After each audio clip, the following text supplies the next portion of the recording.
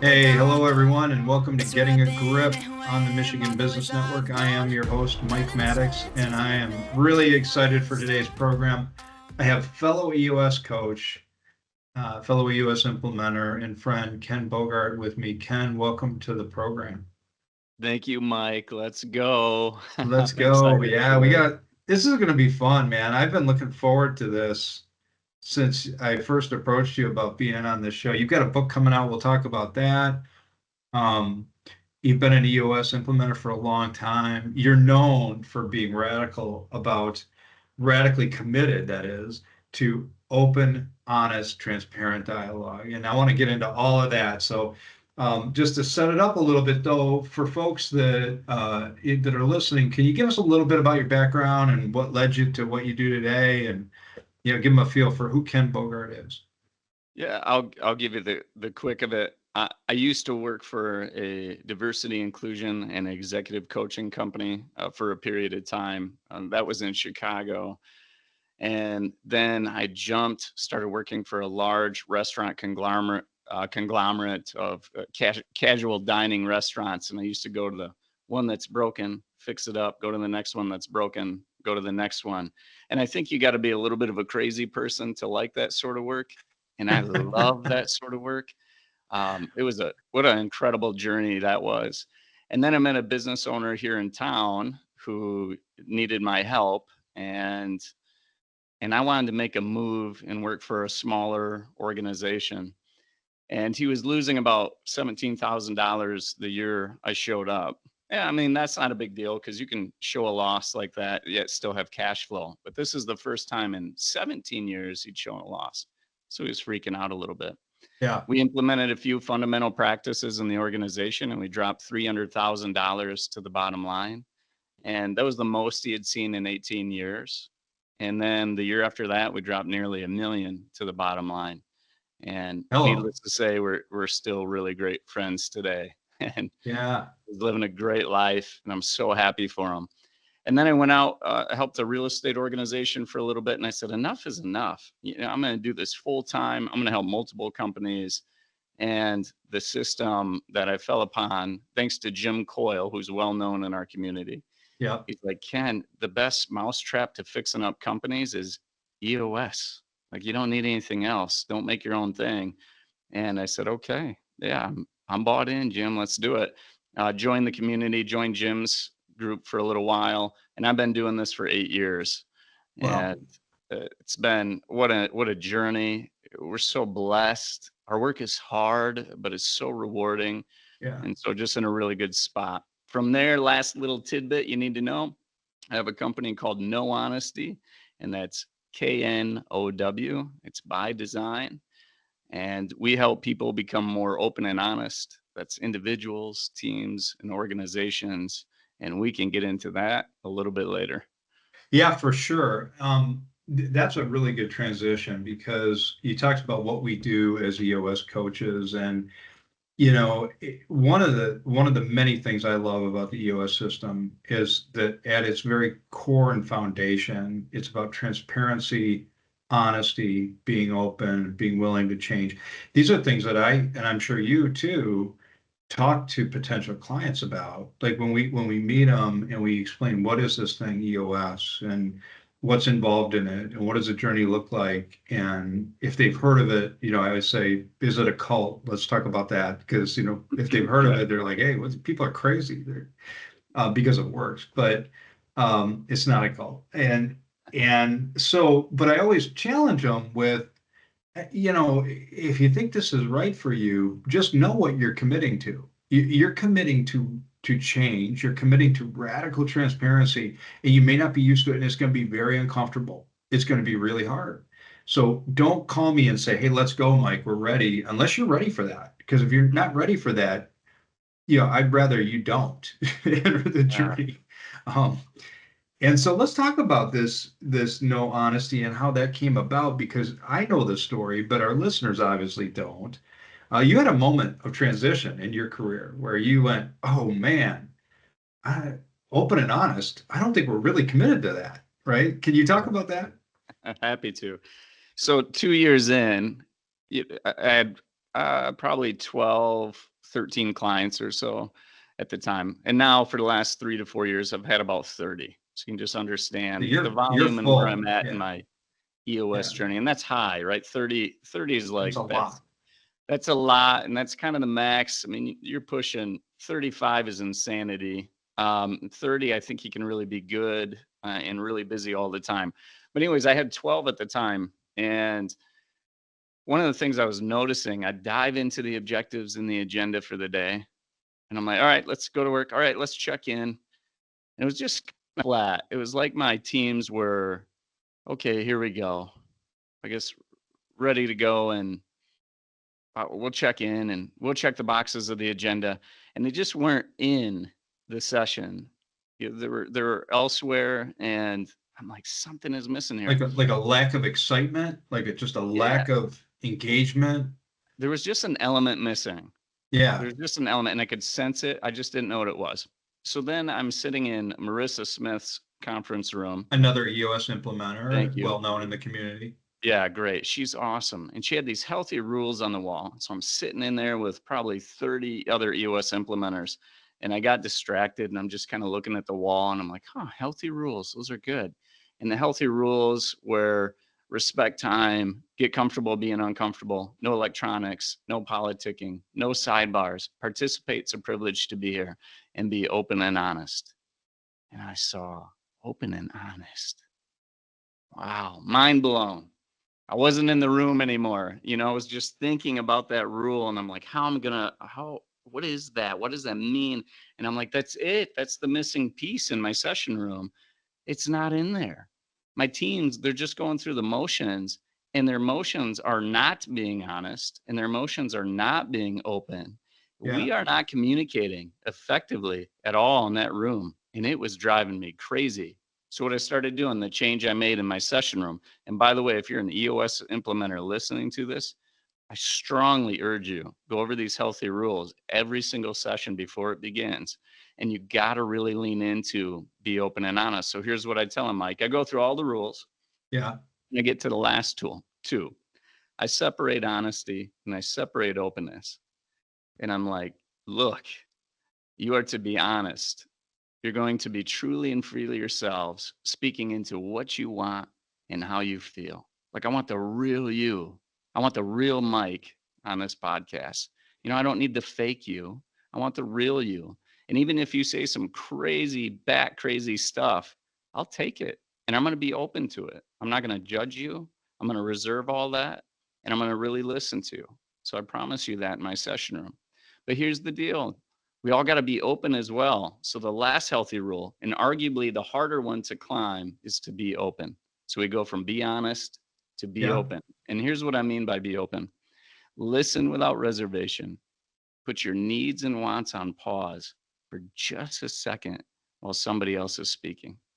My gosh, if we can do that, if we can really listen to each other and you all are being honest, we got the true condition on the table and we're seeking to understand it. Now we can actually make improvement on that. So if we live by these healthy rules, I mean, almost no matter the agenda, we're going to have a great day. So let's do that. That's so impactful to me because as an implementer, I do the healthy rules. But when I get to open and honest, I say, be open and honest. Say what needs to be said. Don't be afraid of what's going to happen when you say it. Be legitimately you. But I don't lean into that degree. And as a result, I can tell you that I see sometimes what you referred to, where there is some hesitancy. I know there's something not being said, and I'm sitting there as their coach and their facilitator thinking, what is it? How do I get it out? Mm-hmm. Where you're setting the tone right at the beginning. You're saying, and you're giving them permission. You're saying, look, in this room today, everything, just say what needs to be said. There's no holding back. And your team's responded to that. I'm taking it, right? I mean, that's the next question, right? So you started to see a change in your session room. Yeah, do it. So try it. So Mike, you're already doing it to a degree, but anybody else that's not doing it, when you do it and you put that kind of intensity into it, and you got to be intentional, you have to mean it when you're telling them, I want you to be honest. And you have to want that in your session room. And you have to be open. So you have to be the perfect model, best you can be, of being totally open to what takes place in the session room. When you do that, as soon as I state those rules, especially for a newer team, body language changes. Some perk up a little bit. They're like, yep, I got to get ready. I'm going to bring my full self. Others let their walls down and they put their shoulders down. They're like, okay, yeah, I'm going to embrace this experience. So watch, you will feel a total difference. And I do that when I prospect. I do it when I meet people in connection meetings too. And it's one of the first things I say. And I'm sure they think I'm crazy, which I am, but they love it and they change. And so I'm actually able to go deeper with just a connector or somebody I'm So, meeting for coffee because so they're like, talk about yes. that, Ken. So like when you meet somebody, and we all do, like, is this is one of the things I love about what you and I do is we meet tons of people who we just help. Like we're just having lunch with them and we try to help them, we try to guide them, we try to give them some input or listen or help them get their issues identified. I'm sure you do a lot of that. So tell me how you use that, hey, be open and honest with somebody you're just meeting. Maybe you've known them a little bit or just referred to you and you're having lunch with them. Like how do you approach that with them?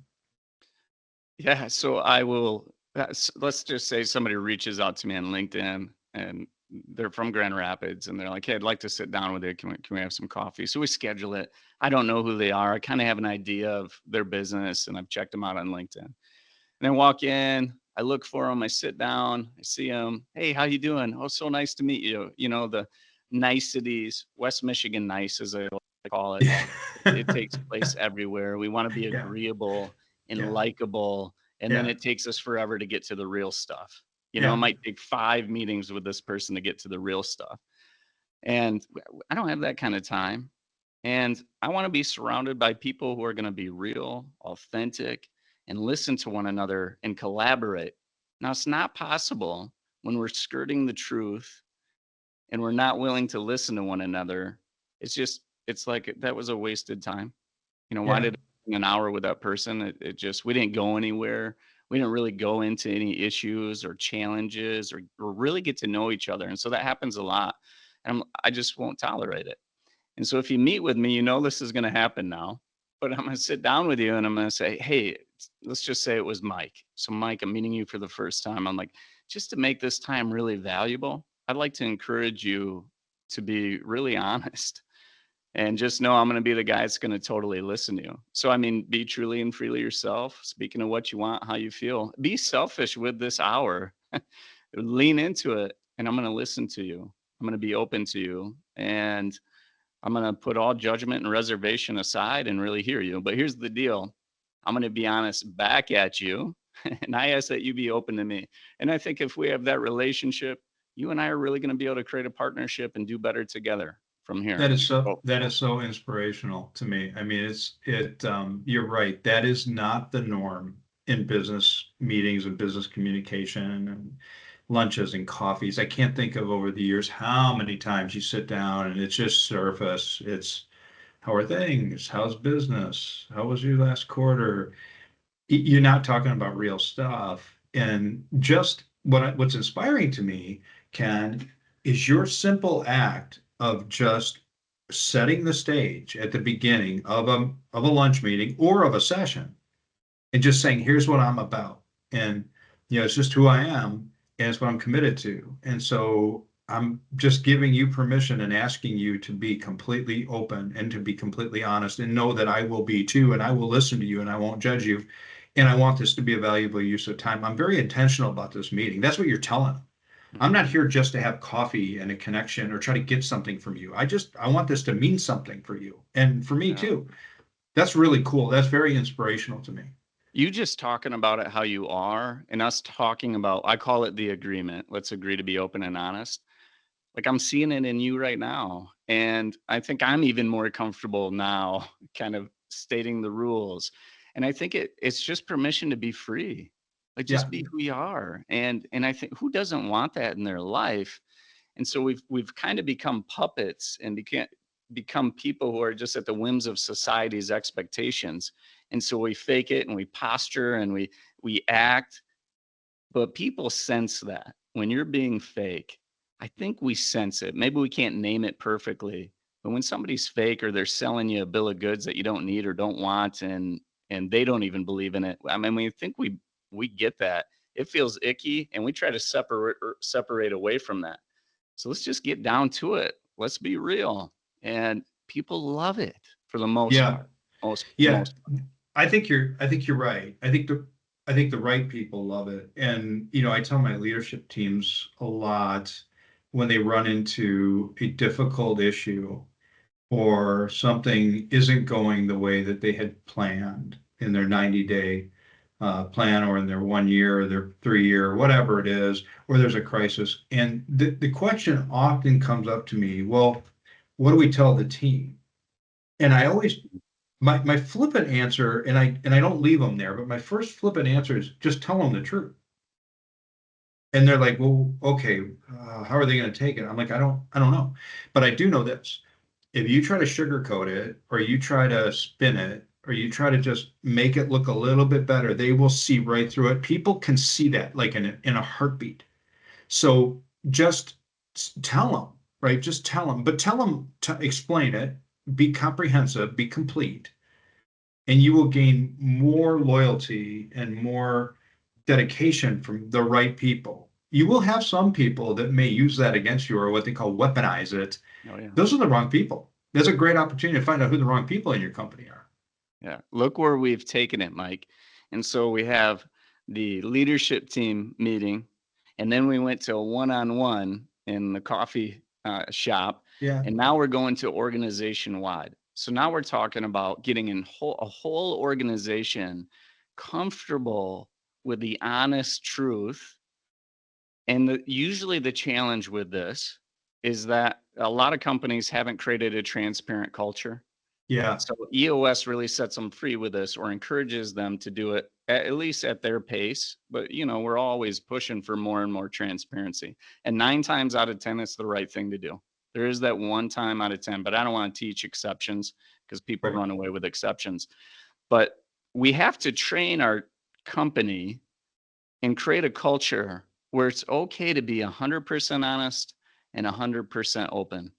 And that's really, really hard to do because nobody's educated on this. In grade school, I wasn't taught to be honest. I wasn't taught to be open. It's not taught as a benefit to your life or a skill to have.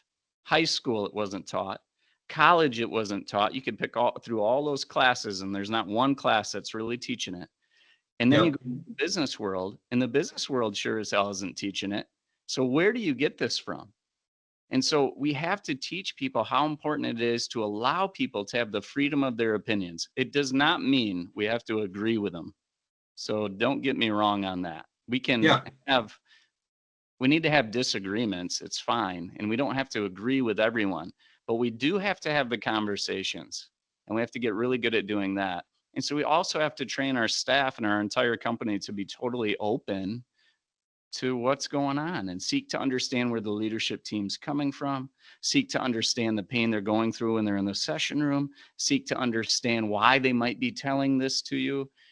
But if you don't set it up and train your company to have more open and honest conversations, don't expect that transparency to go real smooth. Right. Not trained, it's not within people. Right. And so it ends up sometimes being a shock to the system. And so I always tell my clients, I'm like, look at those healthy rules on my wall. Take a picture, steal them, print them, post them, talk about it, and develop this relationship with your direct reports and beyond. And just watch as you move through everything much faster and with greater ease for the most part. And Yeah. so And that's what we're after. that part's fascinating to me too, because you're right. It isn't natural. We aren't taught this. It is part of the EOS community. It's built into the EOS model. It's also part, and not to preach at the audience, but I know you and I are both men of faith. It's part of my core foundational faith, being open and honest. I mean, that's biblically for me, that's what I see in the narrative of one of the foundations of how I am to act toward others, is to be open and be honest, be truthful with them, but also be open to hearing them, truly hearing them, not judging them, not making assumptions, but listening to what they're saying, and Mhm. when they're being honest with me. And you're right, it doesn't mean we always agree, But in fact, a friend of mine, and I had this conversation yesterday about a board that he's on that is struggling with that, and there's a lot of dysfunction, and we have completely different views of the issue they're struggling with. Like he's on one end of the spectrum, I'm on the other. But we came together on the point of it needs to be a transparent discussion within your board and with the stakeholders. Like transparency is required. Like we have, if everyone's voice is heard and everyone is listened to, organizations can disagree and move forward in a healthy way. But when they feel like there's something being held back or they're not being listened to or their opinion doesn't matter, that's when you get real dysfunction. That's when you get real problems. Yeah, 100%. I think about what changed for me 5.5 years ago, and it's changed my life. Yeah, you Not only mentioned for that to my me. clients, but for me. Like I've given myself permission to just can be who you are. Be comfortable in what you think and how you say it. And I've been doing that a lot more. And it is a source of freedom. Openness, I'll tell you, is the most important rule out of the two because it's Yeah, the one most missing from the session room and type A or type D or whatever you call them leaders. We tend to not be open to one another, and we love serving me, myself, and I. And yeah. so we build Let these walls to serve self and ego. And then, and well, it becomes a pretty lonely place because you've made no room for anybody else. let's jump into that right after the break, the openness aspect of it and the impact that it has, and then get more into more stuff. So let's do a couple commercials. We'll come right back. So Let's go. we'll be right back. You're listening to Getting a Grip on the Michigan Business Hour.